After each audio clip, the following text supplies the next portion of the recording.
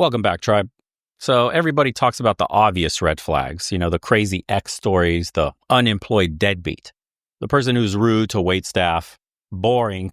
We know all those. But what about the subtle shit, the warning signs that fly under the radar until you're 6 months deep and wondering how the hell you missed all these red flags? Those quiet little tells scream future disaster to anyone paying attention. Let's get into it. First up, how they talk about their past relationships. And not the obvious my ex was crazy garbage. Deeper than that. Listen to whether they take any responsibility, like at all, for anything, ever. When someone describes every ex as the villain in their personal movie, guess what? You're auditioning for the next villain role yourself, and you're gonna get the part. Trust me. People who never been at fault in any relationship failure are walking catastrophes with zero self-awareness. They're collecting failed relationships like Pokemon cards and still haven't figured out the common denominator is them. You need to run, and run, Forrest, run you do. Because the next red flag, watch how they handle minor inconveniences, not major crisis. Anyone can fake being cool during the big stuff. It's the small annoyances that reveal who someone really is. Flight delay, reservation mix-up, wrong coffee order. These moments are like true serum for personality. If someone has a complete fucking meltdown because Starbucks put whipped cream on their latte when they specifically said not to, imagine what happens when you have an actual problem with this person. Think about it. Because you think that person's going to be your rock during a real crisis? Get the fuck out of here. The way they treat service workers isn't just about basic human decency. It's about how they treat people they don't need something from. Remember, you're currently in the need something from you category. That won't last forever. And let's talk about something that nobody mentions, how they maintain their living space. Not whether it's messy or clean. That's subjective. I'm talking about functionality. Can this person keep a plant alive? You ever thought about that one? Do they have expired food from 3 presidents ago in their fridge? Because some people do. Is their idea of doing laundry buying new underwear? These aren't cute quirks. They're previews of coming attractions. A disaster apartment isn't just about cleanliness. It's about executive function. About whether this person can handle basic adult responsibilities without someone holding their fucking hand. Because guess who's going to be that somebody? That's right. It's going to be you. For everything. Forever. Sounds like you won the lottery there. Oh, and while we're at it, notice the gaps between their words and actions. And not the big promises, the small everyday stuff. I'll call you back in an hour. Do they? I'll pick up something for dinner. Did they actually remember to do that? I'll handle that bill. Does it get paid on time? Little inconsistencies aren't little at all. They're a whole damn pattern in sample size. People show you who they are through tiny actions repeated over time. And most of us ignore these previews because we're too busy watching the movie we made up in our heads about who they could be. And here's another subtle one. How they talk about other people when those people aren't around. Especially people close to them. If someone constantly criticizes, mocks, or dismisses their friends and family behind their backs, congratulations, bro. You've discovered a preview of your future treatment. Because nobody gets permanent VIP status in someone else's mind. Eventually, they'll talk about you the same way. The same gossip you're currently enjoying will be the same gossip they'll be talking about you. Count on it. And look at their relationship with technology, specifically their phone. Is it physically attached to their hand like a new appendage? Do they take it to the bathroom? Do they sleep with it? Check it during conversations like they're expecting a fucking kidney transplant notification? That's not normal, man. That's addiction. And you'll never compete with that dopamine hit. You ever tried having a serious conversation with someone who's halfway paying attention while scrolling? That's your future relationship talks, arguments, intimate moments, all of that shit. Pay attention to how they handle money. Not whether they have it, how they relate to it. Are they constantly treating themselves while their credit cards are maxed out? That's a huge red flag. Do they have no idea what's in their bank account? Is their financial plan based entirely on future windfalls that haven't happened yet? Financial incompatibility isn't about income levels. It's about whether someone views money as a tool or as a temporary happiness fix.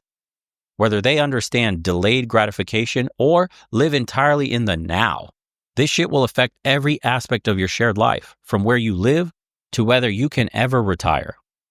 Now let's talk about boundaries, or rather, their reaction to yours. And this is where the real treasure is buried. You set a small boundary, something minor, like I need an hour to myself after work, or I don't want to go to that event. I prefer not to share that personal detail. Then watch them carefully. Do they respect it easily, or do they pout, pressure, make passive-aggressive statements, comments, or straight up ignore it? That's your preview to every boundary conversation in your future. Oh boy, are you in for a world of hurt. And if they can't handle your no on small stuff, oh, you better believe it that they can't handle it on the big stuff. And that's guaranteed relationship death. Bet on it. What about their friendships, you ask? Not how many friends they have. It's quality over quantity. But how long do those friendships last? Do they have friends from different phases of their life, or is everyone brand new? Someone with no long-term friendships is waving a flag so big it could cover a football field. Maintaining relationships takes work, guys. Compromise and conflict resolution. We all know this. If they can't keep friends, they can't keep partners. Simple as that. Another subtle red flag, how they handle disappointment. Not rejection. That's too obvious. I'm talking about basic life letdowns. When things don't go their way, a promotion they didn't get, or a reservation that was lost, a friend that canceled plans, do they bounce back or do they fucking spiral out of control? Do they adapt or collapse? Life is basically a disappointment obstacle course. You need someone who can navigate that without turning every setback into a 5-day emotional hostage situation. Watch how they apologize, or if they apologize at all in the first place. Real apologies acknowledge specific actions, take responsibility, and address how to prevent repeated performances. Fake ones use the word sorry while blaming circumstances or other people, or, my personal favorite, your reaction to what they did. I'm sorry you feel that way. That's not a fucking apology.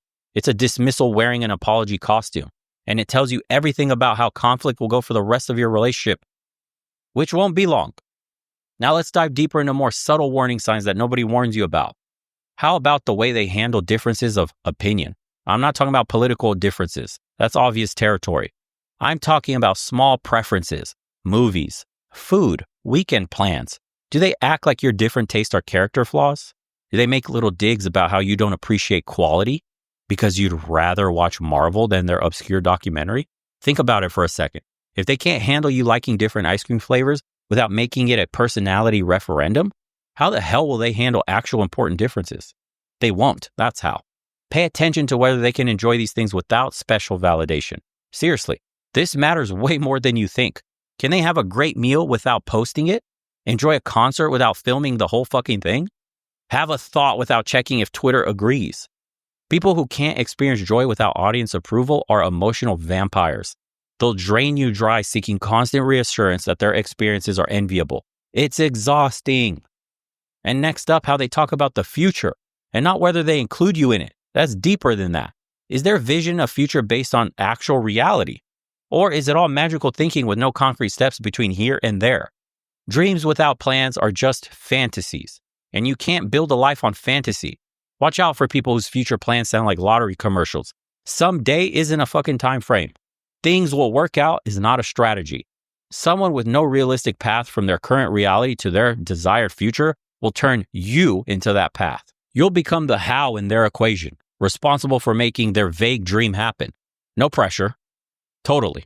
And let's talk about something subtle but crucial. Their relationship with the truth, man. Not obvious lies. Those are amateur hour. I'm talking about their comfort level with their white lies, exaggerations, and convenient omissions. Some people treat truth like a suggestion, not a requirement. They'll lie about small and necessary things that don't even matter. Their morning commute time, where they got the shirt, what they had for lunch. Why? Because they can. Because truth isn't valuable for them. It's a tool that they use when convenient and discard it when not. And guess what happens in actual important situations where the truth is uncomfortable? Exactly. Think about it. Here's one big one nobody talks about. How they maintain their identity in previous relationships. Not whether they're friends with exes, whether they're capable of being themselves while being with someone. Did they completely morph into their ex's interest, friends group, and lifestyle? Did they lose themselves so completely that they had to find themselves afterward? That's not romantic, dude. That's dysfunctional. And they'll do it again with you. Healthy people stay themselves in relationships all the time. Unhealthy people shapeshift into whatever they think their partner wants. Build up resentment about it, then blame their partner for their own choices. That's a fun cycle to be in. and watch how they handle your success and happiness. Not the big achievements. Anyone can fake enthusiasm for your promotion.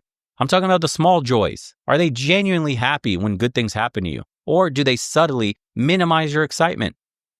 That's nice, or I guess that's cool if you're into that. Well, actually, these responses seem small, but they're previews of a relationship where you'll constantly dim your light to avoid triggering their insecurity. Someone who can't celebrate your happiness without qualification doesn't love you, period. They love how you make them feel about themselves. Different things, completely. And what about their baseline mood? Not during special occasions or when you're first dating and everyone's on their best behavior. Their everyday default state. Is this person genuinely optimistic, solution-oriented, and resilient, or are they perpetually finding problems, focusing on the negative, and expecting the worst? This isn't about temporary circumstances, guys. It's about how they habitually process the world. Chronically negative people don't just bring storm clouds to picnics. They actively look for reasons things won't work, or can't happen, or will fail, including relationships, including yours. Their pessimism becomes a self-fulfilling prophecy, and you get front row seats to the show. Consider how they handle vulnerability as well, both theirs and yours. Can they talk about feelings without making a joke, changing the subject, or turning discussions into debates? Can they hold space for your emotions without making them about themselves? Emotional availability isn't just about saying, I love you. It's about staying present when things get uncomfortable. Many people will sign up for the fun parts of intimacy, but check out real fucking fast when vulnerability enters the chat. They want the relationship credit without doing the emotional work. That's a hard pass, dude. And pay attention to the pace that they try to set.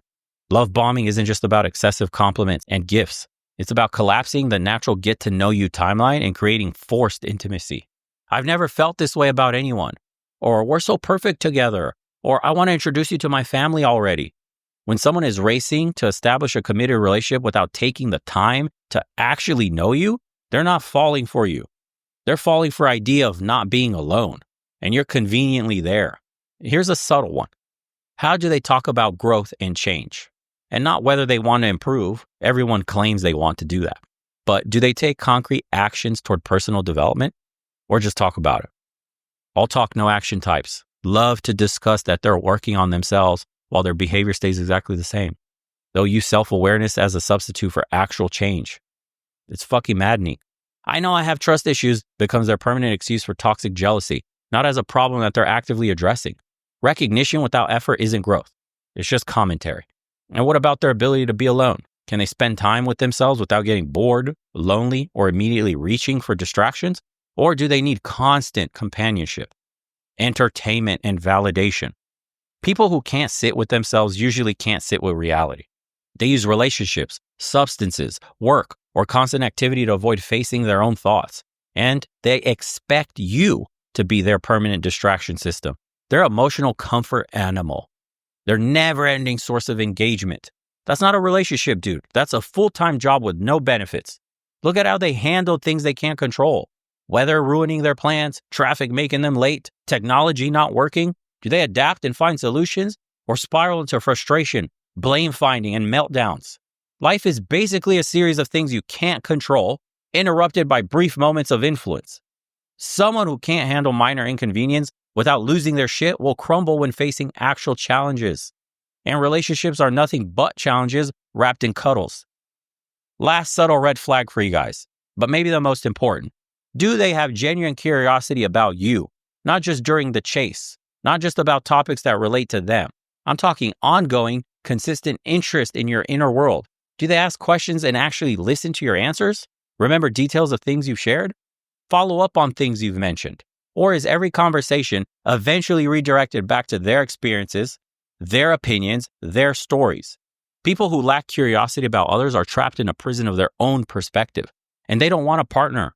They want an audience, a supportive character in a fascinating movie of their life.